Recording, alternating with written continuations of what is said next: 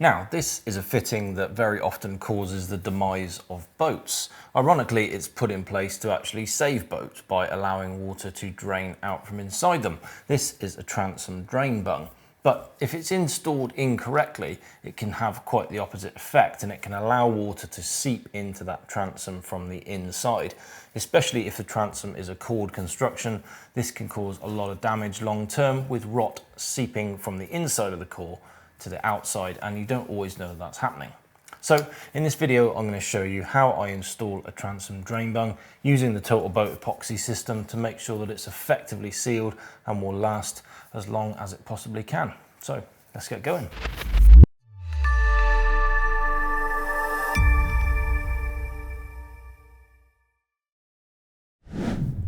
This is the fitting that I'm going to be using. I've installed these in boats several times and I really like it. It's a stainless steel one, so it's nice and tough. It unscrews so that you can drain the transom and you're not going to lose the bung, but then you can also have a secondary unscrew and take it out completely if you need to. It's got a nice rubber seal on there and it's a really tough unit. So that's what we'll be putting in the boat. You can see we've got two mounting screws there, and then we're going to have to create a bit of a recess just to allow that piece there to be inset into the transom.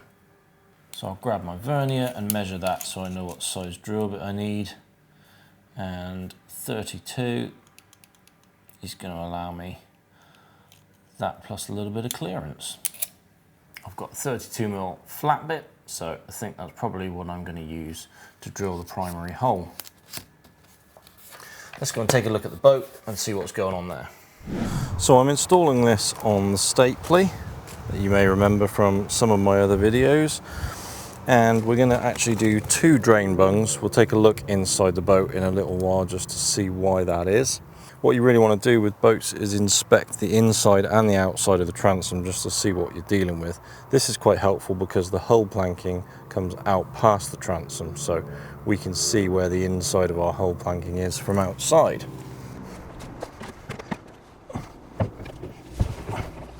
This is what we're looking at from inside the boat, so you can see I want to try and get a drain bung down in each of those low points so that we get good drainage of the water.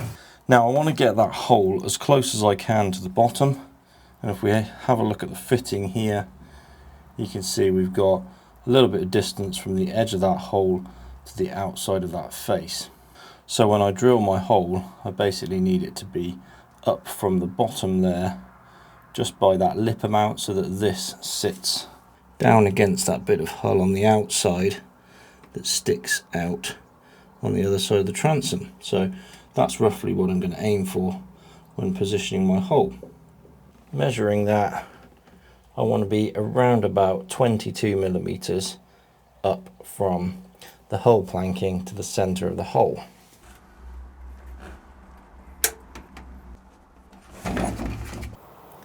Now I've got a transom thickness of 50mm, and what I want to do is to drill from the inside of the boat just until this tip comes through to the outside, and then I'll do the rest from the outside. So I'm going to take that 50mm around about to there and then just mark that with some tape.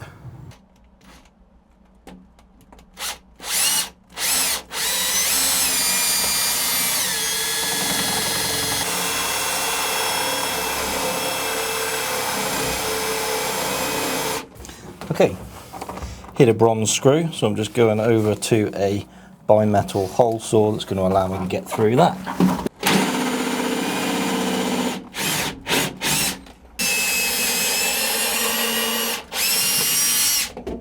Okay, two nice holes on the outside, equal distance from the hull planking, which is what we want to see. So we'll get them put through from this side.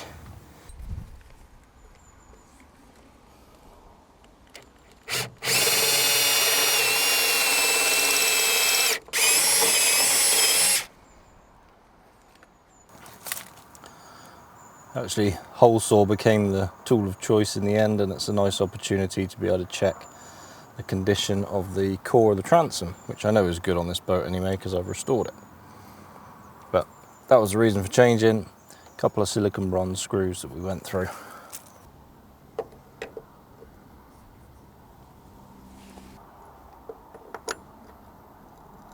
So next up I can mark the mounting holes. Now these are the screws that I'm going to use for installation. They are a little bit short of the total transom thickness, and what we're going to do here is we're going to do a potted screw method, which means we're going to drill an oversized hole for 3/4 of the length of the screw, and that will be backfilled with epoxy. That will give us a nice big circle of epoxy around the outside of the screw for the majority of its length. That's going to give us an increased hold of this screw into the substrate. It's also going to give us an increased protection of that screw from any water ingress. So we're going to be drilling an 8mm hole. I've got a brad point wood bit for that. So I've marked my drill depth. That's what we're going to go up to, and that's how much I'm going to leave in the screw.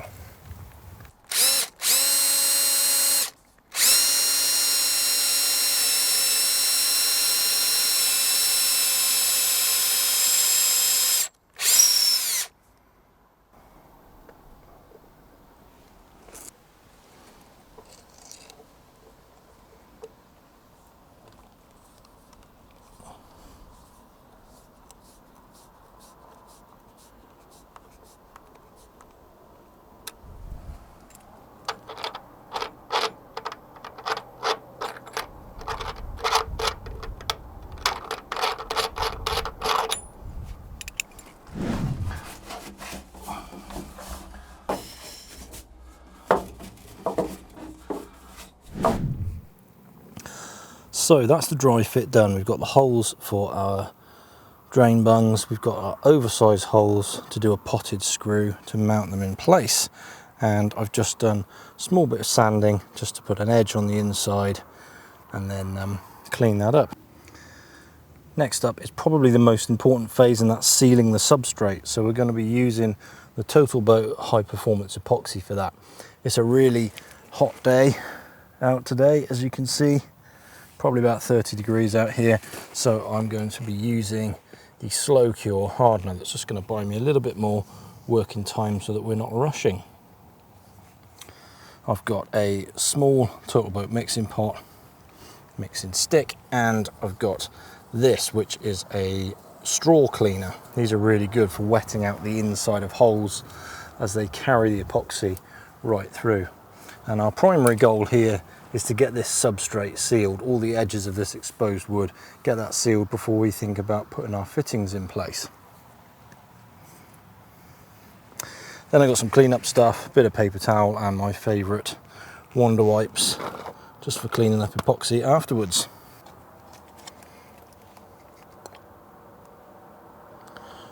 So we don't need a lot of epoxy. I'm going to do 1 pump of resin. And I'm going to do 1 pump of hardener.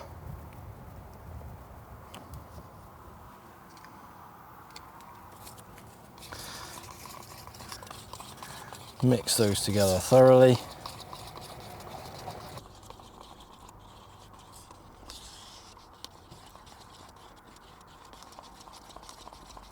Then if you tip over your mixing pot, you can just put the brush in, spin that around, and you can see that you can load up quite a good volume of epoxy on these brushes. We want to just get that around the inside of that hole and effectively coat all of that absorbent wood in the transom.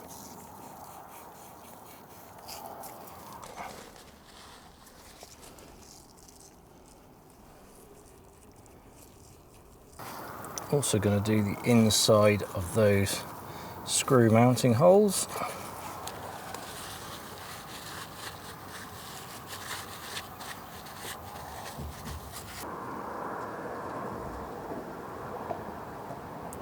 Now we want to do 3 rounds of this as a minimum. You can see that the first coat of this is going to be really absorbent, soak straight up into that wood, which is exactly what we want, and it's going to very quickly start to look dull again inside there.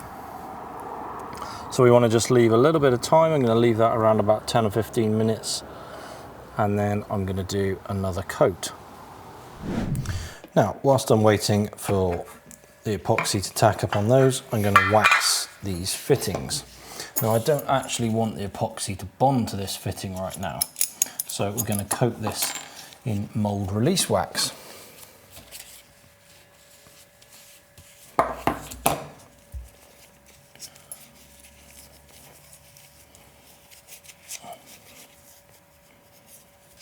And that goes for the screws as well.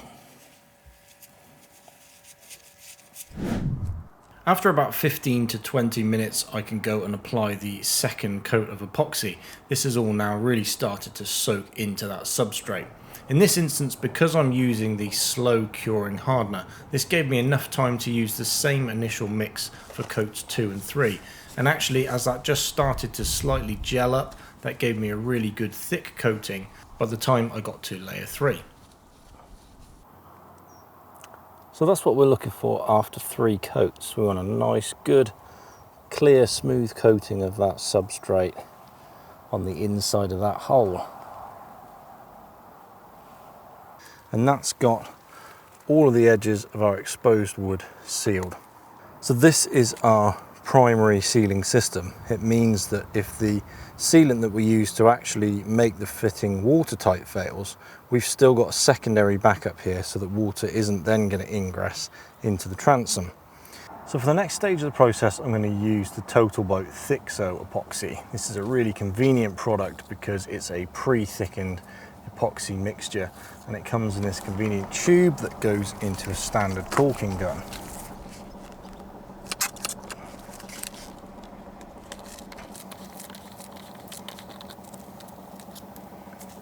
You take off the end and then you screw on one of these mixing nozzles. Then as you pump out the epoxy, the 2 components get mixed as they go down the nozzle, and what you get dispensed out the other end is a pre-mixed, pre-thickened epoxy. This saves me the need for pre-thickening epoxy and then try and get it into a syringe, so application is really easy. I'm going to dispense a small amount of that onto the cloth just to make sure that this is fully mixed and both parts are coming out through the nozzle, and then we can get to install the fittings. So I'm going to apply some epoxy to the back of this fitting, and then I'm going to fill up my 2 potted screw holes, starting with the nozzle down in the bottom and then backing out just as I fill up that hole.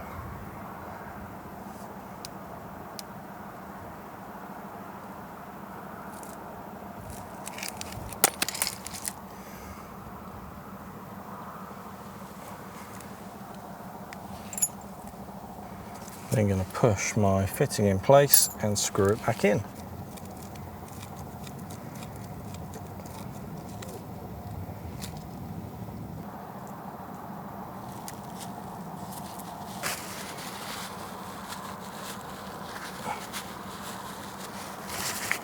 Then you're going to wipe off any excess epoxy with a Wonder Wipe, and some of you might be thinking, why don't you mask up the substrate? Well, I've found it's really not necessary with a Wonder Wipe. If you've got a good painted surface, you get an incredibly neat cleanup around the outside.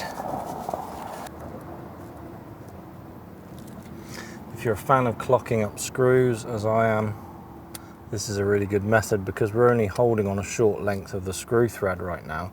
We can easily get that screw correctly clocked, and then once the epoxy sets down the full length of the thread, we've then got support in the right plane. Okay, so it's the following day. That epoxy has now cured, and we could actually leave the boat at this stage. That's going to be watertight, those fittings are going to be installed, and we could leave things like that. Now, because we've waxed those fittings, we can remove them, and what we're going to leave in place is going to be a perfectly cast imprint of the fitting, which is going to help it to register really well. But most importantly, that epoxy is doing a fantastic job of protecting our substrate. Now you could use a number of different products to do the second stage of this process. I personally prefer Dolphinite, as it's a bedding compound that remains flexible, which will allow me to install this fitting, make it watertight, but also remove it whenever I need to, which is going to be really good if we've ever got to do anything like repainting in the area. You could also use things like Sikaflex, like an adhesive sealant, which I know a lot of people like to use. Some people would use the Sikaflex as the sole product here to install this fitting, but our epoxy base gives us really good double protection of our substrate, so I would definitely recommend doing that first. So let's get those fittings cracked back out of place, and then we'll use the Dolphinite to do the final installation.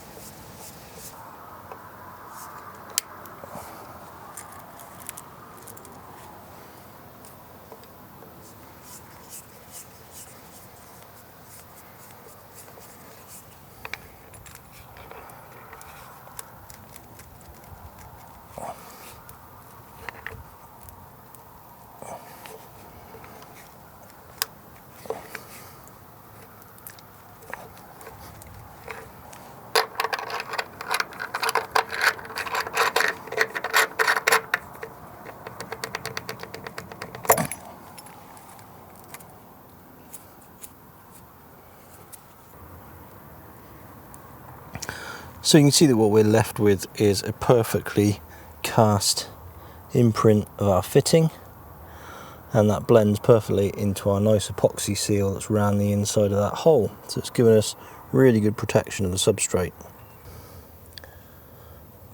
Our screw threads are now in a cast pocket, which gives us that thread imprinted within epoxy, so we've got really good seal of that as well, which is going to prevent any water ingress going in there at any stage down the line. So as a second stage seal, I'm just going to apply some Dolphinite around the fitting. And I'm only going to need a thin layer here because we've got this cast imprint, so we're really just looking to create a thin little gasket around the edges that's going to just prevent water coming through between the two surfaces.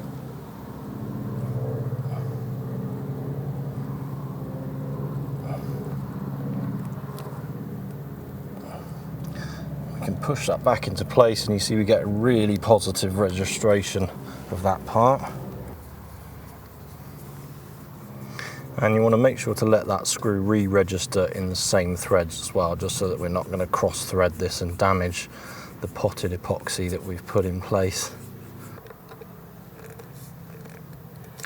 So I'm going to tighten that down and re-clock my screws back to where we set them. I'm going to scrape off any excess Dolphinite and then get the rest with a Wonder Wipe.